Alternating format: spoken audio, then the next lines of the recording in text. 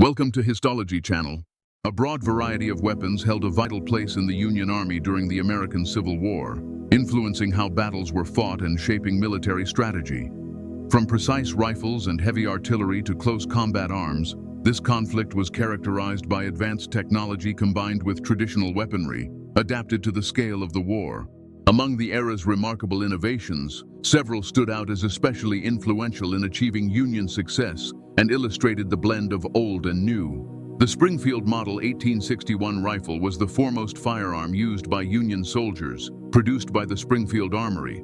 This .58 caliber percussion rifle was widely distributed among Northern troops, contributing substantially to the Union's advantages on the battlefield. One major benefit of the Model 1861 lay in its accuracy at distances of up to 500 meters, outclassing older breech-loading muskets that were still in service. This strength proved particularly beneficial during longer-range engagements, where superior marksmanship could shift the momentum in battle. The rifle fired Minié ammunition, which made reloading faster and more efficient, even under intense pressure. Although it loaded more slowly than the emerging repeating rifles, like the Spencer, the Springfield Model 1861 was prized for its robustness and ease of use, making it ideal for swift production and the straightforward training of recruits. Close to 1 million units were made throughout the war, marking it as the most commonly encountered rifle among Union forces. Its dependability and precision underscored the North's industrial might and played a pivotal part in ensuring ultimate victory. The Colt Navy Model 1851 revolver also ranked among the Civil War's most celebrated and frequently used sidearms. Employed by both Northern and Southern troops, Samuel Colt's .36 caliber percussion revolver was intended for naval service, yet quickly gained popularity among infantry, officers, and cavalry. The Colt Navy was prized for its balance and manageability. Weighing around 1.2 kilograms, it was lighter than comparable revolvers, allowing quicker handling in combat.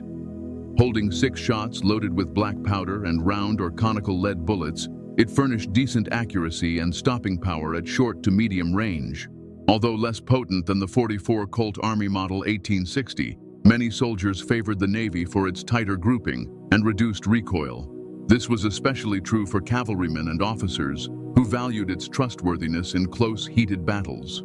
The ability to fire several shots before reloading gave a notable edge during chaotic skirmishes. Additionally, the revolver's design, with a cylinder engraved with a naval combat scene, elevated it to a cherished status item among soldiers. Over 200,000 Colt Navy guns were produced amid the fighting, making it one of the most widely used handguns of its time. The Model 1860 Cavalry Saber emerged as a hallmark weapon for Union-mounted units, celebrated for its streamlined construction and widespread use. It replaced the heavier Model 1840 Saber, nicknamed the Old Wristbreaker, which was unwieldy in close combat. The Model 1860 presented a curved steel blade measuring nearly 86 centimeters. Its lighter, better balanced structure proved ideal for mounted engagements, where speed and agility were critical. It was employed for both slashing and thrusting, thus excelling as a flexible weapon in face-to-face combat. Even with the rise of revolvers and carbines, sabers did not become obsolete, especially in swift strikes, ambushes, or pursuit operations against withdrawing enemy formations. They were favored in light cavalry actions, where troopers still found themselves engaging in direct hand-to-hand clashes. Frequently paired with sidearms like the Colt Navy revolver, cavalrymen could switch between blade and firearm as needed. Thanks to its durability, straightforward design, and reliability, the Model 1860 Cavalry Saber remained a dependable asset throughout the war and became a signature symbol of the Union's mounted forces. The Spencer rifle represented one of the most striking technological leaps for the Union Army. Devised by Christopher Spencer in 1860, this lever-action repeating rifle offered a distinct advantage on the battlefield with its higher rate of fire.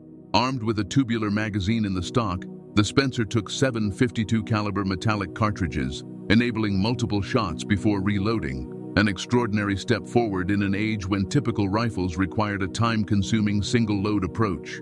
A soldier could discharge all 7 shots within 10 to 20 seconds, dramatically elevating firepower. Renowned for its sturdiness and accuracy, the Spencer was notably adopted by Union cavalry units, including Wilder's Brigade, which used it effectively at Chickamauga. The rapid, consistent discharge was credited with giving the Union a decisive edge wherever the rifle was deployed. Despite its groundbreaking qualities, high manufacturing costs and some officers' reluctance slowed its initial adoption. Yet as the war progressed, broader distribution secured its status as one of the most forward-looking and potent firearms of the period, enhancing the Union's path to triumph.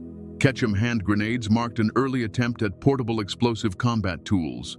Patented by William F. Ketchum in 1861, they became part of the Union's arsenal in sieges and trench fights, introducing a fresh element of close-range firepower. Their design was straightforward but inventive for the era. Built like small cylinders with wooden fins in the tail, they could be thrown with greater accuracy and would detonate on impact if the nose struck squarely. Produced in various sizes, 1 to 3 kilos, these grenades packed a forceful blast upon correct contact. However, their reliability left much to be desired. If they landed sideways or backward, they often failed to detonate, reducing effectiveness. In some engagements, Confederate troops even managed to retrieve unexploded Ketchums and toss them back at Union positions. Despite these shortcomings, the Ketchum grenades marked a milestone in mobile explosives, influencing later developments in military engineering. They appeared in conflicts like the Siege of Vicksburg, but their operational flaws stopped them from becoming a decisive element in the war. The Napoleon field gun, or Napoleon 12-pounder, was one of the most common and potent artillery pieces used by both sides in the war. Its design was inspired by French models, honoring Napoleon III, and then adapted at the Springfield Armory and other foundries. Firing 12-pound, about 5.4 kilo shells, either explosive or solid, this bronze smoothbore gun was durable and less likely to overheat when fired repeatedly. It had an effective range of roughly 1,500 meters, making it a flexible tool for demolishing fortifications or striking massed troops at a distance. The Napoleon was acclaimed for its adaptability and firepower. It could shoot solid cannonballs to smash defenses or switch to canister and shrapnel, devastating at closer quarters. Due to its uncomplicated construction, the gun was among the most dependable in the field. It played a critical role in major confrontations, including Gettysburg, using accuracy and destructive might to disrupt enemy advances. Its mixture of reliability and firepower ensured the Napoleon 12-pounder became a mainstay of Civil War artillery and a defining instrument of that era. Berdan sharpshooters relied on a specialized rifle as their principal armament. Formed in 1861 under Hiram Berdan, a notable inventor and gifted marksman, this elite unit gained fame for its ability to pinpoint targets at extended ranges. Initially, they carried the Sharps Model 1859, a breech-loading rifle from the Sharps Rifle Manufacturing Company. This design allowed a quicker rate of fire than muzzle loaders, a crucial advantage in the field. Accurate up to around 900 meters, the Sharps rifle excelled in neutralizing enemy officers, artillery crews, and other high-value targets from afar. Strict admission standards required each volunteer to demonstrate exceptional shooting prowess. With its rapid loading and heightened precision, the Sharps rifle was pivotal in major battles like Gettysburg, Antietam, and Chancellorsville. Berdan's men often occupied forward or elevated positions, camouflaged and focused on silencing enemy threats at key moments. Besides their sniping tasks, these sharpshooters conducted reconnaissance missions where accuracy and dependability were paramount. The Sharps rifle stands as a testament to one of the earliest formalized sniper units, illustrating how precision could significantly influence the outcome of war. The Parrott rifle was another major leap in artillery during the Civil War. Created by Robert Parker Parrott, this iron cannon showcased an innovative reinforcement band around the breech, minimizing barrel bursts and enhancing safety. Equipped with rifling, spiral grooves inside the barrel, the Parrott gun imparted spin to the shell, improving range and accuracy. Depending on the model, it fired 10, 20, or 30-pound shells and could reach nearly 3,700 meters, a remarkable distance for its day. Its precision made it ideal for hitting targets in siege operations or battering fortresses, as seen at the Siege of Vicksburg and other strategic encounters. At the same time, the cast-iron construction risked failures under prolonged stress, occasionally causing the gun to rupture.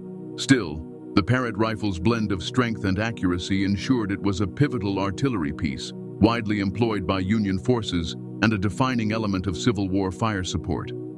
The bayonet used by Union infantry was a pivotal close-quarters tool. typically affixed to the muzzle of rifles like the Springfield Model 1861. Featuring a triangular blade about 43 centimeters long, it turned a soldier's firearm into a spear-like weapon for hand-to-hand combat. That three-sided form inflicted wounds difficult to treat and thus inspired fear. Its straightforward socket design allowed quick attachment and removal, letting troops pivot between firing and melee as conditions dictated. While firearms dominated open engagements, bayonets remained crucial in charges or moments where lines collided. A noteworthy example was the Battle of Gettysburg, where units such as the 20th Maine Regiment performed a decisive bayonet assault at Little Round Top.